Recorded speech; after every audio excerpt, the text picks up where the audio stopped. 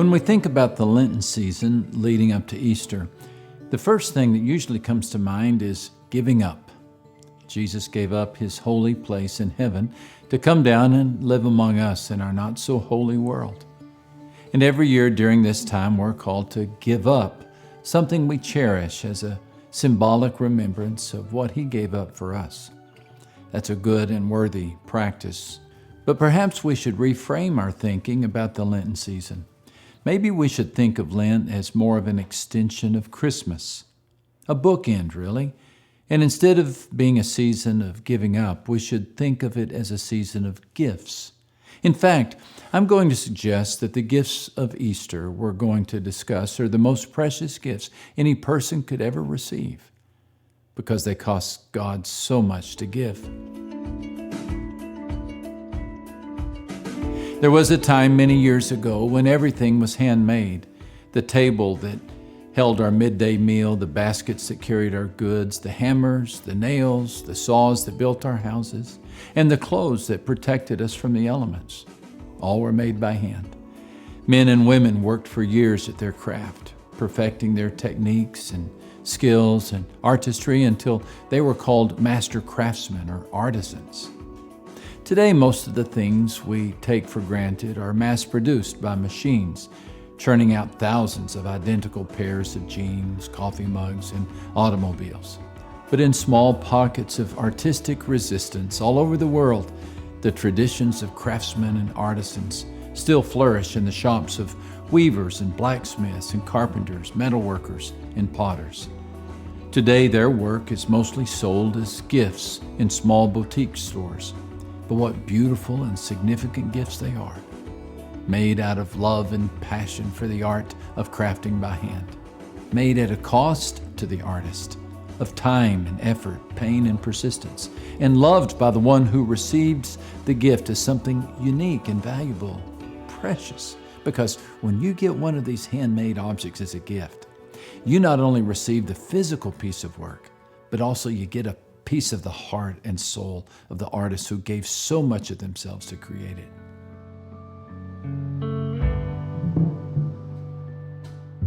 One of the oldest and most practical craftsman's skills is the art of basket weaving.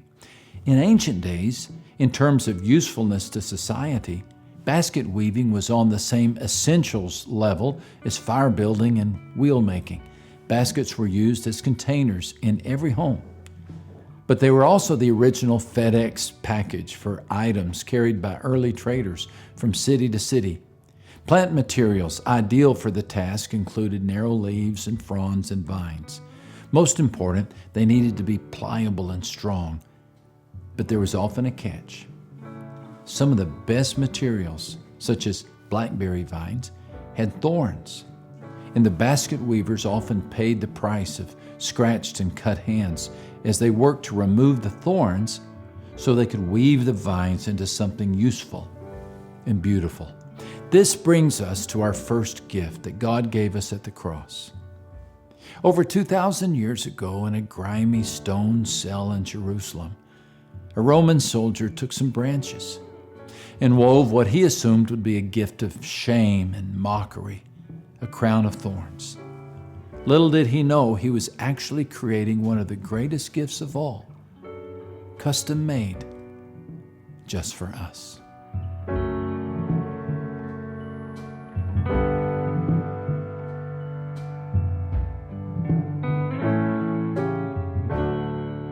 Have you ever wondered why God gives so much? We could exist on less. He could have left the world flat and gray. We wouldn't have known the difference. But instead, he splashed orange in the sunrise and blue in the sky. He made the birds sing. He gave the flowers their fragrance. He gave food its taste.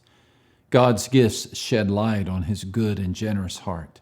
But his greatest gift of all, his greatest act of love for us, was in sending Jesus into our world. Just think for a moment how amazing this gift was and what God had to give up to make it happen.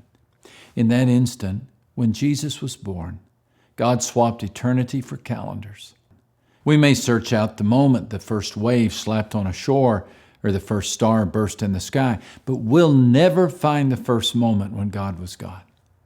The Bible tells us that God is beyond our understanding.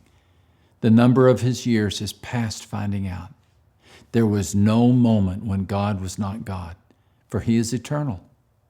But when Jesus came, this all changed. For the first time, he heard a phrase never used in heaven. Your time is up. As a child, he had to leave the temple because his time was up. As a man, he had to leave Nazareth because his time was up. As the Savior, he had to die because his time was up. For 33 years, the stallion of heaven lived in the corral of time. And what about the fact that Jesus lived in a body? One moment he was a boundless spirit, equally present in Peking and Peoria, as active in Texas as Timbuktu. The next moment, he was flesh and bones, imprisoned in a human body, restricted by weary, prone muscles and eyelids. His once limitless reach was limited to the stretch of an arm. His speed checked to the pace of human feet. I wonder if he was ever tempted to reclaim his boundlessness. In the middle of a long trip, did he ever consider transporting himself to the next village? When rain chilled his bones, was he tempted to change the weather? When the heat parched his lips, did he give thought to popping over to the Caribbean for some refreshment? If he ever entertained such thoughts, he never gave in to them. Not once did Christ use his supernatural powers for personal comfort. Remarkable. But was Jesus' humanity the most remarkable part of God's gift in sending him into this world? Many would argue not. Many would point beyond the surrender of timelessness and boundlessness to the surrender of sinlessness. In the Bible, an object that symbolizes the consequences of sin in humanity's heart is a thorn bush. Back in Eden, when the shadow fell across the garden, the Lord said, I will put a curse on the ground, and the ground will produce thorns and weeds for you, and you will eat the plants of the field. God echoed the truth of these words when he urged the Israelites to purge the land of the godless Canaanites. He told Moses, if you don't force those people out of the land, they will bring you trouble. They will be like sharp hooks in your eyes and thorns in your sides. The Canaanites proved to be just that. The Bible tells us rebellion results in thorns. Proverbs 22:5 states, evil people's lives are like paths covered with thorns and traps. Jesus even compared the lives of evil people to a thorn bush. In speaking of false prophets, he said, you will know these people by what they do. Grapes don't come from thorn bushes, and figs don't come from thorny weeds. The fruit of sin is thorns, spiny, prickly, cutting thorns. So it's interesting, given this symbolism in the Bible, that when Jesus was crucified, the soldiers placed a crown of thorns on his brow. Mark's gospel tells us that when the soldiers led Jesus away into the palace, they put a purple robe on him and then twisted together a crown of thorns, and they set it on him. And they began to call out to him, Hail, King of the Jews! These unnamed Roman soldiers took branches, mature enough to bear thorns, nimble enough to bend, and they wove them into a crown of mockery. I emphasize the point of the thorns to suggest a point you may have never considered. If the fruit of sin is thorns, isn't the thorny crown on Christ's brow a picture of the fruit of our sin that pierced his heart? What is the fruit of sin? Well, step into the briar patch of humanity and feel a few thistles of our beastly nature: shame and fear and disgrace and discouragement, anxiety. Haven't we hidden away in the shadow of these brambles? The heart of Jesus, however, had not. As John tells us, God is light. In him there is no darkness at all. Jesus had never been cut by the thorns of sin. What you and I face daily, he never do. Anxiety, he never worried. Guilt, he was never guilty. Fear, He never left the presence of God. Jesus never knew the fruits of sin until he became sin for us. When, as Paul would say, God made him who had no sin to be sin for us, so that in him we might become the righteousness of God. There's a classic children's fairy tale you probably know called The Beauty and the Beast that illustrates what Jesus did for us. Once upon a time, as the story goes, a handsome prince lived in a pleasant palace. But then the shadow of a curse fell on the castle of the prince because a shadow had fallen on his heart. And when the darkness fell, the prince hid away from sight. Secluded in his castle, the prince was left with a glistening snout and curly tusks and a bad mood. He looked like a beast and he acted like one. But all that changed when a girl came. She was, well, a beauty, stunningly gorgeous, contagiously kind. If ever two people lived up to their names, it was Beauty and the Beast. I wonder what would have happened to the Beast if the Beauty hadn't appeared. Better yet, what would have happened if she hadn't cared? And who would have blamed her if she hadn't? He was such a beast, hairy and drooling and roaring, defying, but she did care. And because the Beauty loved the Beast became more beautiful himself. Now, all of us can relate to the Beast. There's something bad, something beastly within each of us. It wasn't always so. There was a time when humanity's face was beautiful and the palace pleasant. But that was before the shadow of the curse fell across the garden, before the shadow fell across the heart of Adam. Ever since the curse, we've been different. Beastly, ugly, defiant, angry. We do things we know we shouldn't do and wonder why we did them. Paul tells us that we are by nature children of wrath.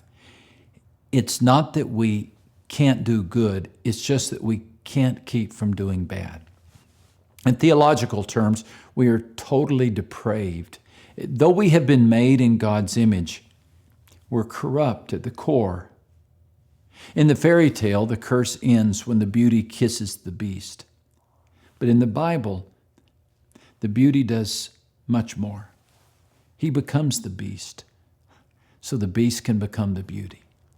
Jesus changed places with us. The sinless one took on the face of a sinner so that we sinners could take on the face of a saint. And when Jesus did this, all the emotions of sin tumbled in on him like shadows in a forest. He felt anxious, guilty, and alone. Matthew tells us that when Jesus was crucified, he cried out in a loud voice, my God, why have you forsaken me?" Can't you hear the emotion in Jesus' prayer? These are not the words of a saint. This is the cry of a sinner. The crown of thorns, representing the consequences of our sin, reflected more than the depraved heart of the soldier who crafted it. This crown could have been made and should have been worn by every one of us. But it was not, thanks to the greatest gift of all. Why did God do all this? Why did He give us this gift? Well, the answer is simple. For God so loved the world that He gave His one and only Son, that whoever believes in Him shall not perish, but have eternal life. God did it for us, just for us, because He loves us.